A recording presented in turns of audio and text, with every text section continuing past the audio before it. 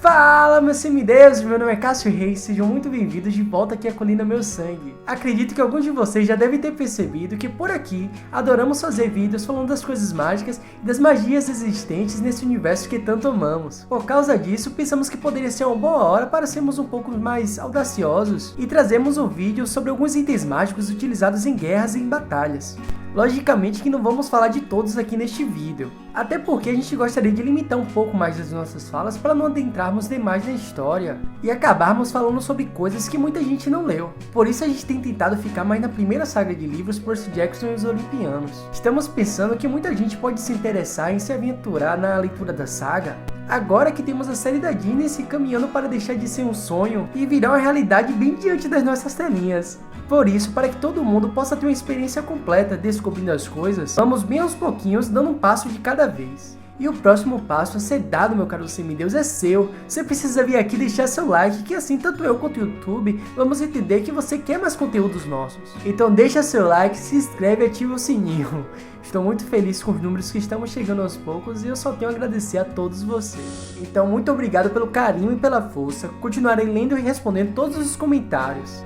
Preciso dizer que eventualmente vamos começar a adentrar um pouco mais sobre os assuntos tratados na segunda saga Os Heróis do Olimpo. Dito isso, querem saber um pouco mais sobre as armas utilizadas no universo de Percy Jackson?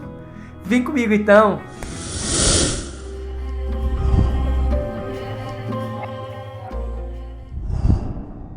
A corrente que te pega de surpresa e antes que você saiba, foi varrido para o mar.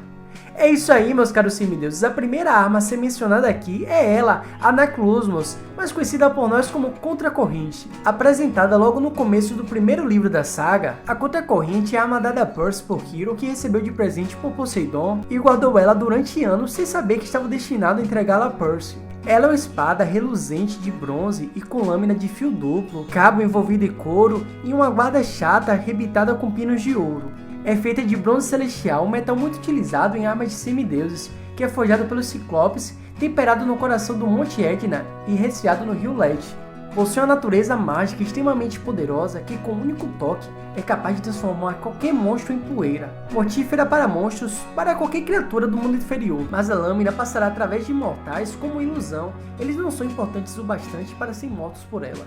A lâmina também serve para iluminar algum lugar que esteja muito escuro com a leve luz de bronze. Durante o livro 3, A Maldição do Titã, ficamos sabendo que, originalmente, a espada foi forjada por Zoe Nightshade, caçadora de Artemis, e dada a Hércules para sua fuga do Jardim das Hespérides, o que resultou em sua saída do jardim, mas isso é história para outro vídeo.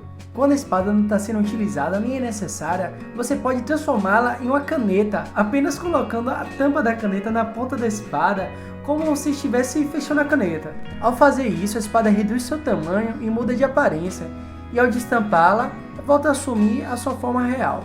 Uma de suas principais características é que a caneta sempre irá retornar para o bolso do dono, ainda que tenha ido para muito longe ou da forma que tenha perdido ela.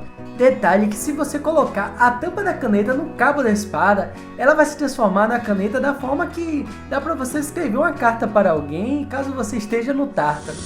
A próxima arma é a espada utilizada por Luke, ela mesma, a Mó de Costas. Sendo meio metro maior que a Contracorrente, vemos essa arma trazendo perigo tantas vezes para nosso querido Percy. A sua lâmina reluz com a luz maligna cinza e ouro, pois é forjada com dois tipos de metais. De um lado temos o bronze celestial e do outro, aço temperado, tornando-a perigosa tanto para monstros quanto para mortais. Percy, no livro Mar de Monstros, até disse o seguinte sobre ela: eu quase pude sentir a lâmina lutando contra ela mesma, como ímãs de polos opostos amarrados juntos. Dada a Annabeth por Luke quando a garota possuía cerca de 7 anos, a faca possui um forte vínculo emocional, por ser uma ligação de Annabeth com Luke e com Thalia, quando eles se prometeram serem como uma família. É a principal arma utilizada por Annabeth durante os acontecimentos da saga. A história da faca é contada no primeiro conto dos Diários dos Semideuses, que conta como Luke e Thalia conheceram Raytheon Green, um filho de Apolo amaldiçoado, que entrega para Luke seu diário verde e sua adaga de bronze celestial. A adaga que posteriormente seria entregue a Annabeth. Segundo Hal, ele recebeu essa adaga como um presente de uma garota que ele salvara, tendo ela garantido que a faca sempre protegeria seu dono. Mesmo não tendo o alcance ou poder de uma espada, pode ser uma arma excelente nas mãos certas. Agora vamos falar da Mutiladora. A lança de Clarice possui a ponta de metal farpado, lançando chispas de luz vermelhas, tem 1,5 m de comprimento e, para piorar, é elétrica.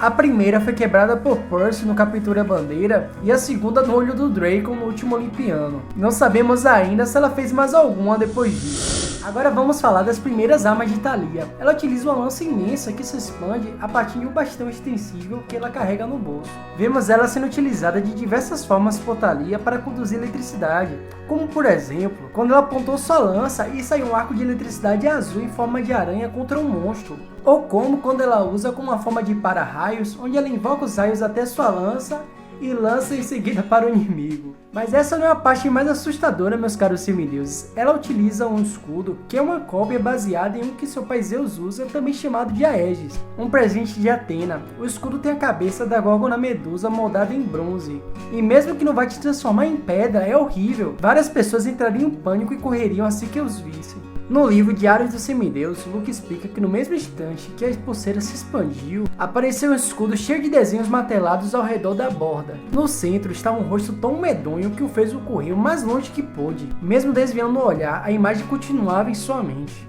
Cabelos de serpente, olhos brilhantes e as bocas com os dentes arreganhados. Que visão incrível, diga aí! Chegando ao final desse vídeo, meus caros semideuses, então deixe aqui nos comentários qual a arma favorita de vocês. Eu sei que não falei de todas as armas aqui e não contei a história completa de algumas dessas armas, porque eu acredito que muita dessa história dá um vídeo inteiro. Então, deixem seu like já, não se esqueçam, comentem, se inscrevam no canal, ative o sininho para também vocês acompanharem quando lançarmos a parte 2 desse vídeo. Então é isso aí, aquele abraço, fui!